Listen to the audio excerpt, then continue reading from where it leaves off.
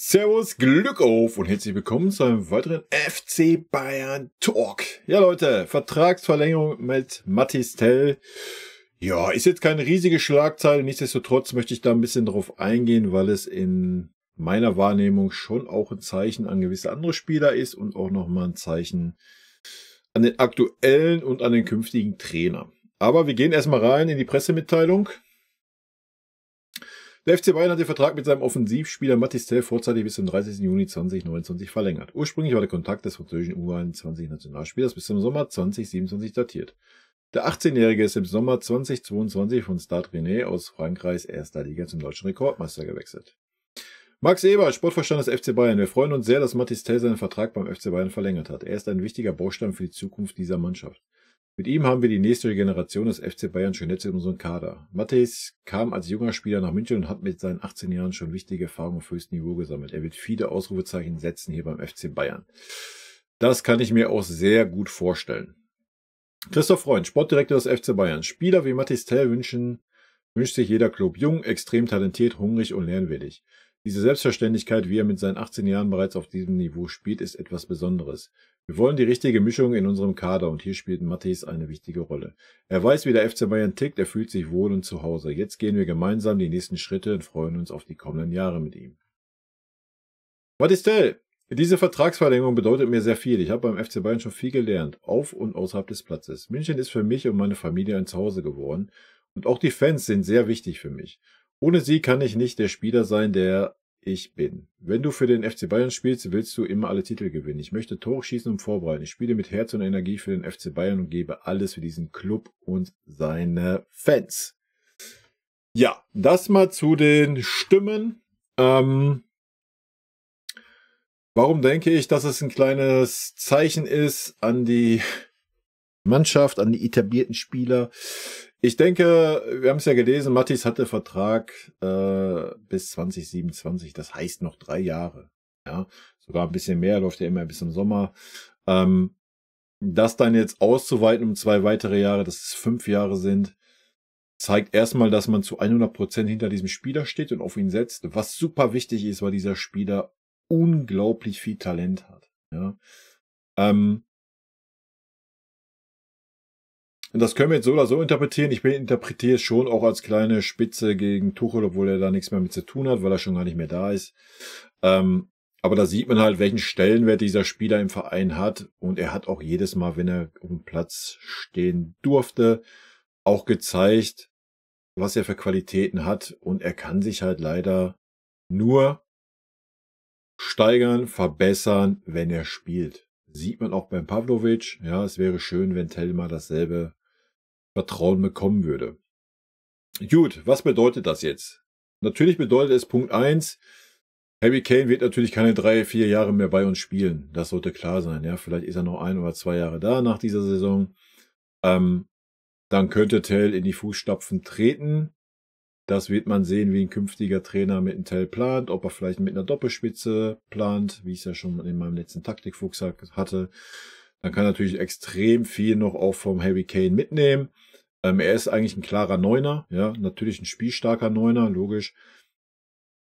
Er ist eigentlich gar kein Außenstürmer, aber ich denke, er kam mit 17, ja, spielt die Position jetzt auch, hat die auch schon erfolgreich bei uns gespielt.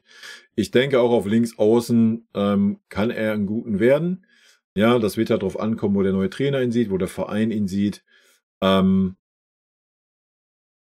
das ist ein Zeichen an alle, die sonst da sind. Ja, man verlängert nicht mit einem Mathys Tel, der noch 3 Jahre Vertrag hat, auf 2 weitere Jahre, was ja mit Sicherheit auch ein bisschen Gehalt gekostet haben wird. Wenn man plant, Serge Gnabry, Kingsley Coman und Leroy Sané zu behalten für die Außen.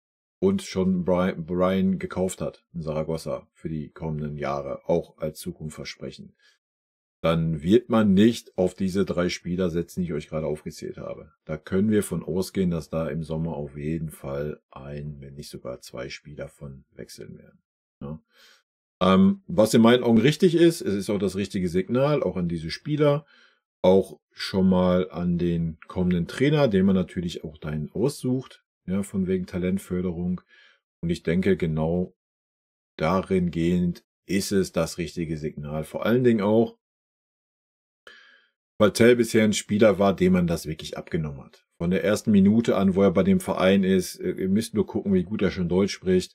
Schon nach einer kurzen Zeit sogar, ja, er ist super integriert, eingelebt, er brennt für den Verein, das nimmt man ihn ab. Das sieht man auch gerade daran jetzt, dass er in so einer schwierigen Situation für ihn persönlich auch sagt, ja, na klar, verlängere ich den Vertrag um 2 Jahre. Natürlich wird es ja auch ein bisschen um Kohle gehen, ja, gar keine Frage, aber trotzdem würdest du als vielversprechendes Talent deinen Vertrag in dieser Situation, wo man dieses Jahr war beim FC Bayern, nicht verlängern in der Regel. Ja, da sieht man schon, wie der Junge für den Verein brennt und super wichtig, super Signal für die Zukunft, an die Mannschaft gerichtet, an den kommenden Trainer, der aber natürlich auch dahingehend ausgesucht werden wird, dass er sich halt auf die Fahne schreibt, diese Spieler zu entwickeln und einzubinden. Von daher für mich ein super Zeichen, auch zur richtigen Zeit. Und mich freut es wahnsinnig. Ich finde ihn super sympathisch und ist auf jeden Fall eines der Versprechen für die Zukunft bei uns, ja. Klar kann man jetzt auf der anderen Seite sagen, wow, warum macht man sowas? Warum bindet man sich den jetzt nochmal 2 Jahre ans Bein? Kann ja auch sein, dass er den Durchbruch nicht schafft oder so und so weiter. Ja, kennt man ja diese Argumente dann dagegen. Sehe ich gar nicht. Diese Gefahr sehe ich gar nicht. Wenn man mal gesehen hat, wie wenig Spielzeit er diese Saison bekommen hat und welche Steps er trotzdem teilweise gemacht hat, und die Leidenschaft, den Einsatz, den er immer wieder an den Tag gelegt hat, obwohl er von Tuchel mit Füßen getreten wurde, ignoriert wurde, hingehalten wurde, Versprechen gemacht wurde, die nicht eingelöst wurden. Trotz alledem hat er sich nie hängen lassen, hat immer alles reingeworfen, immer alles versucht. Und ja, deswegen mache ich mir gar keine Sorgen und finde es völlig richtig, dass man den Vertrag, wenn man die Chance dazu hatte, verlängert hat. Ja. Kurz und schmerzloses Statement meinerseits, Leute. Ich bin sehr gespannt, wie ihr das seht. Aber ich weiß, viele sehen das ähnlich, dass Tell schon das Versprechen für die Zukunft ist. Und dass er die Qualitäten hat, steht außer Frage. Er braucht jetzt einfach einen Trainer, der sagt, hier, du kommst in den Konkurrenzkampf auf der und der Position in dem Kader und feuerfrei. Es geht nicht darum, dass jetzt ein Trainer kommt, der sagt, so, das ist Tell, der muss immer spielen. Das ist Schwachsinn, ja. Das ist genauso Schwachsinn wie ein Serge muss immer spielen oder ein Sané muss immer spielen, wenn sie denn irgendwie laufen können. Darum geht's gar nicht. Es geht darum, dass man dem Jungen die Perspektive gibt und sagt, wenn du vom Leistungsniveau der bessere Spieler bist, dann spielst du auch. So, das ist das Wichtige und das ist das, was unterm Tuchel nicht passiert ist. Um mehr geht es gar nicht. Ja? So, nochmal, man muss nicht sagen, so, man muss den Tell jetzt immer spielen lassen, wenn er keinen guten Tag hat oder eine schlechte Leistung bringt. Nein. Natürlich, wie immer, bei allen jungen Spielern, sehen wir bei Fonsi, sehen wir bei Musiala, junge Spieler haben Leistungsschwankungen. Das wird beim Tell auch zutreffen, das steht außer Frage. Aber ich bin froh, dass man diesen Schritt gemacht hat und ich denke, es ist ein super Zeichen, natürlich auch im Hinblick auf die kommende Transferphase, ja. Man ist ja auch an Quadrado, heißt er, glaube ich, von Schalke dran, fürs zentrale Mittelfeld. Das macht das Ganze natürlich auch nochmal glaubwürdiger, dass der FC Bayern wirklich in Zukunft auf junge Talente setzt. Ja, das hat man früher oft gepredigt, auch die Talente dann eingekauft, siehe Gravenberch, siehe auch Tell, und dann hat man sie auf der Bank versauern lassen. Man hat ihnen nicht diese Chancen gegeben. Aber dieses Signal jetzt auch für die Außenwirkung, für die kommende Transferphase ist ganz klar. Wir hier beim FC Bayern wollen auch auf junge Talente setzen. Und das ist gut so. In diesem Sinne, rot-weiße Grüße gehen raus. Leute, haut mir eure Meinung gerne in die Kommentare. Bis dann. Tschüssi.